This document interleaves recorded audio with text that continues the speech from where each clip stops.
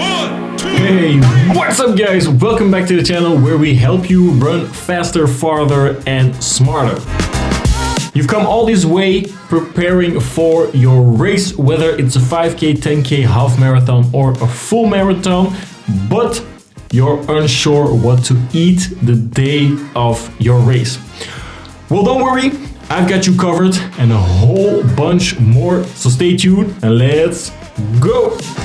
Fueling your body before, during and after your race is absolutely crucial if you want your body to perform at the highest level. So we're going to take a look at what you should do prior to the race, during the race and after, as well as nutrition, hydration and everything in between. Let's kick things off with carbohydrates, the MVP of nutrition when you're training or racing. Because carbs are your primary energy source, and during long distance running they're stored in your muscles as glycogen. But whenever that glycogen runs out, so does your energy. To keep that glycogen from running out, you should aim for anywhere between 6 grams to 10 grams per kilogram of body weight during your training days. And then in the final 48 hours prior to your race, you should start to load up on carbs to really top up that glycogen stores. Here you should aim for anywhere between 10 grams to 12 grams per kilogram body weight. So that means, yes, eating a lot of carbs. It's like a reward for all the training you have just done.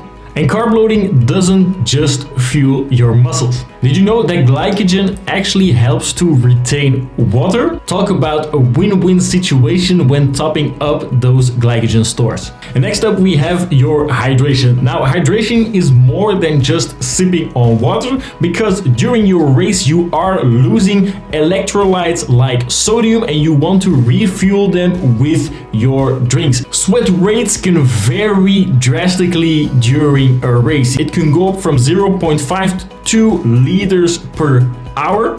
So your sweat rate is very individual, but prior to the race, about 4 hours before the start, you should aim to drink 5 to 7 milliliters of fluids per kilogram of body weight. Now, if you want to know more about how you should hydrate during the race, I have made a full video about this topic, which I'll link here and in the description. But short take during your race, you should aim to sip on water, but if it's longer than an hour, try to add in some isotones for optimal hydration. This will replace the lost sodium and prevent muscles cramping, and you don't want that during the race, trust me. And now we get to your pre-race nutrition, but during your taper week. In this period, you are reducing your total training volume, but this doesn't mean you should be reducing your carb intake. In fact, maintaining a high carb intake is critical for topping up that glycogen stores in your muscles. 2 or 3 days before the race, you should start to increase your carb intake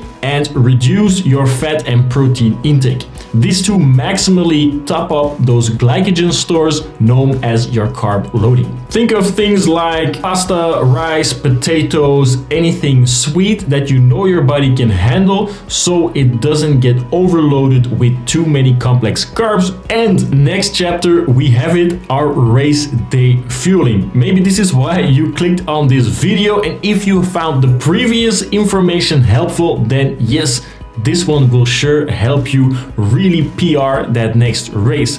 But before we get to the main topic, if you enjoyed this video, then make sure you hit the like button and subscribe to the channel. But let's get to that pre-race nutrition. It's the morning of your race day. You have put in many training hours and you want to perform at your peak level. So when should you be eating your pre-race meal? This should be done 3 to 4 hours before your race. And here's why. Number one, this gives your body time to digest the food. A meal eaten closer to race time can still be in your stomach, and this can lead to nausea and cramping, but the timing is more than just avoiding an upset stomach. It's also about optimizing energy. And if you eat too close to race day, your body will experience an insulin spike, the hormone that helps you regulate your blood sugar.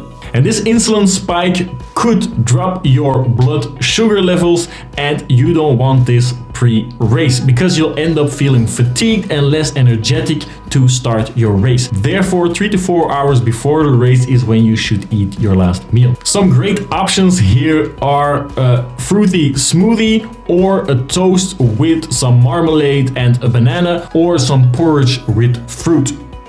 You want multiple sources of glucose and fructose mixed in, and if you're in need of some extra energy, you could hit an energy gel 15 minutes before the start. And once your race has started, you should be thinking about 2 things: keeping your energy stores topped up and optimum hydration. For races lasting longer than 60 minutes, aim for up to 60 grams, and if you are really trained, you can go maybe up to 90 grams. I have made a video elaborating on this, which I'll link here and in the description. And don't forget about hydration if you want to stay hydrated and avoid muscle cramps during your race. And lastly, we have your post-race recovery meal. Here you want to take in some carbs and protein as fast as you can after the race to really kickstart your recovery process.